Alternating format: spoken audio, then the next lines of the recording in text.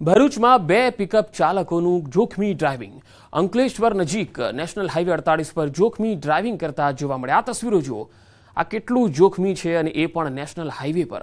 બંને પિકઅપ ચાલકે હાઈવે પર રેસ લગાવી હોય એવા દ્રશ્યો જોવા મળ્યા. આ જે ટ્રકનો ચાલક છે, પિકઅપનો ચાલક છે, એ કદાચ નશામાં હોઈ શકે છે. જોખમી ડ્રાઇવિંગ ભયાનક અકસ્માત પણ નોતરી શકે છે. પોલીસે કડક કાર્યવાહી કરવી જરૂરી છે, કારણ કે આ પ્રકારના દ્રશ્યો નેશનલ હાઈવે હોય કે પછી કોઈ પણ જાહેર રસ્તા પર હોય ક્યારેય ના ચલાવી શકાય. રોડ પર પિકઅપ ચાલકોનું આ પ્રકારનું જોખમી ડ્રાઇવિંગ ઉદાહરણ રૂપ કાર્યવાહી થાય એ ખૂબ જરૂરી છે, કારણ કે આ એક મોટો અકસ્માત નોતરી શકે છે.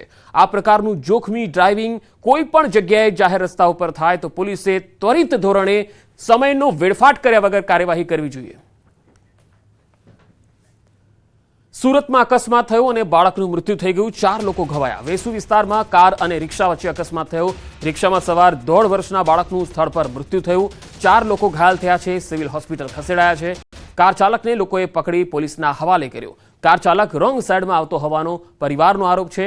બેફામ કાર ચાલકે રિક્ષાને ટક્કર મારી હોવાનો પણ આરોપ છે.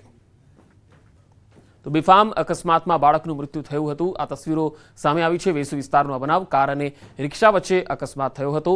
કાર ચાલકે રિક્ષાને ટક્કર મારી હોવાનો આક્ષેપ થયો છે, જેમાં 1.5 વર્ષના બાળકનું મૃત્યુ થયું છે. 4 લોકો ઘવાયા છે. અમદાવાદમાં યુવકને ઢોર માર મારતો વિડીયો વાયરલ થયો. ફક્ત 10,000 માટે યુવકને પટ્ટાથી માર મારવામાં આવ્યો. સોશિયલ મીડિયામાં અસામાજિક તત્વોનો આ વિડીયો જે છે એ વાયરલ થઈ રહ્યો છે. 3 થી 4 જેટલા યુવકોએ ભેગા મળી યુવકને ઢોર માર માર્યો. બેરહેમીથી લાતો અને પટ્ટાથી માર મારતો આ વિડીયો છે જે વાયરલ થઈ રહ્યો છે.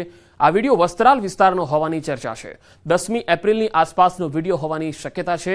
વિકી ગેંગના સભ્યોની સંડોવણીની પણ શક્યતા છે.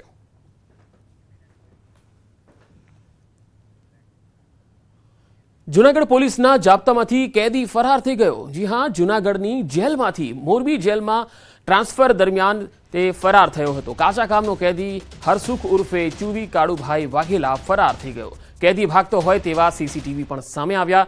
જૂનાગઢ પોલીસની ગાડી ગરમ થતા વચ્ચે રોકવી પડી હતી. મોરબી નજીક ખજુરા હોટલ પાર્કિંગમાં ગાડી રોકાઈ હતી. કેદીએ ટોયલેટ જવાની ઈચ્છા વ્યક્ત કરી પોલીસનો હાથ છોડાવી કેદી ટોયલેટની દિવાલ કૂદીને અને ફરાર થઈ ગયો. ટંકારા પોલીસે કેદીને પકડવાની તજવીજ હાથ ધરી છે. 29 માર્ચથી